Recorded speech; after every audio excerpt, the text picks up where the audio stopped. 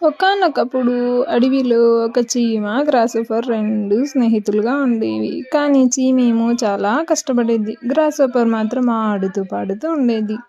ఇంకా రానున్నది చలికాలం కావడంతో చీమ తన తెలివితో ఆహారాన్ని కూడబెడుతూ ఉంది. కానీ గ్రాస్‌హోపర్ మాత్రం ఆడుకుంటూ ఎంజాయ్ చేస్తూ ఉందన్నమాట. చీమ కష్టాన్ని చూస్తూ ఎగతాళి చేస్తూ చాలా ఆనందపడేది. ఇలా గ్రాస్‌హోపర్ ఏమో తన దగ్గరున్న సమయాన్ని మొత్తం వేస్ట్ చేసుకుంటూ ఉంది. కానీ చీమేమో తన కష్టంతో ఆహారాన్ని తెచ్చుకుంటూ, తన దగ్గరున్న పుట్టలో దాచుకుంటూ, అలా చలికాలానికి సరిపోయేంత ఆహారాన్ని తన గదుల్లో దాచుకుందనమాట.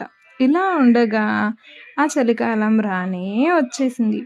అప్పుడర్థం అయింది గ్రాస్‌హోపర్‌కి. ఆ చలికి ఆహారం దొరక్క, బయట చలిగా, సరిగ్గా నిద్ర లేక, ఇంకేం చేయాలో తెలియక చీమ దగ్గరకొచ్చి తనకు హెల్ప్ చేయమని వేడుకుంది. ఇక చీమ తన దగ్గరున్న ఆహారాన్ని షేర్ చేసుకుని ఇద్దరూ తిన్నారనమాట.